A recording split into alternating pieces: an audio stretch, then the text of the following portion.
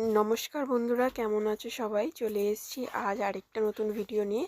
তো আমি ভিডিও করছি বলে শিবু পেছন থেকে লজ্জা পেয়ে পালাচ্ছে। তো সব মূর্তি চলে গেছে, তোমরা ভালো করেই বুঝতে পারছো আমি এখন কোথায় আছি। জেঠুর কারখানায় এসেছি। তো সব মূর্তি চলে যাওয়ার পরে শিবু ভালো করে কারখানার আশেপাশে পরিষ্কার করে সব নোংরাগুলোতে আগুন ধরিয়ে সব খালি করেছে। তো এখানে এই মূর্তিটা হয়তো যায়নি, এটা বিক্রি হয়নি, এটা রয়ে গেছে ভেতরে কিছু মূর্তি এখনো বিক্রি হয়নি, রয়ে গেছে। এগুলোকে ভালোভাবে যেটু তুলে রাখবে হয়তো। তো এই দেখো কারখানাটা কত পরিষ্কার করে দিয়েছে মুছে। চলো কারখানার ভেতরে গিয়ে দেখা যাক। তো সরস্বতী পুজো যেহেতু হয়ে গেছে, জেঠুর আরও কিছু ঠাকুরের অর্ডার আছে, যেমন এখন ব্রহ্মা আর একটা শনি ঠাকুর বানাবে বলে এখানে মা করছে। এই যে কাঠমা তৈরি হচ্ছে, তো শিবু ওখানে মাটিগুলো বার করছে।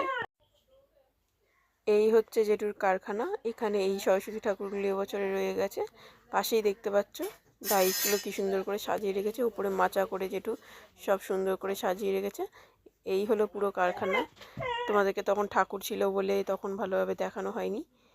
ওপরেও অনেক ডাইস রাখা আছে। এই যে এগুলো সব কিন্তু জেঠু নিজের হাতে বানিয়েছে। এখন কাজের চাপ খুব বেশি নেই, জেঠু আর শিবু মিলেই করছে। তোমাদেরকে আগেই বলেছি মিঠুন দ্বারা চলে গেছেন 2-1 দিন আগে। আর এখানে এখন বাচ্চারা চলে এসছে, যারা যারা আমাদের সাথে কাজ করতো এরাও কিন্তু সিজনের সময় এসে কাজ করে। এ হচ্ছে দ্বীপ। স্কুলে আজকে সরস্বতী পুজোর খাওয়া দাওয়া ছিল, খাওয়া দাওয়া করে এসে এখানে বসে দাদুর কাছে গল্প করছে। জেঠু ওর দাদু হয়, তো গল্প করছে। আরেকজন এলো বলে, এই যে ধর্মেন্দ্র চলে এসছে, ও রেজাল্ট নিয়ে এসেছিলো আমাকে দেখাবে বলে। তো আমার সাথে বসে অনেকক্ষণ গল্প করলো। এখন খালি কারখানা। ভিডিওটা কেমন লাগলো জানিও, যদি ভালো লেগে থাকে চ্যানেলটাকে সাবস্ক্রাইব করে দিও, পাশে থেকেও সবাই। দেখা হচ্ছে পরের ভিডিওতে।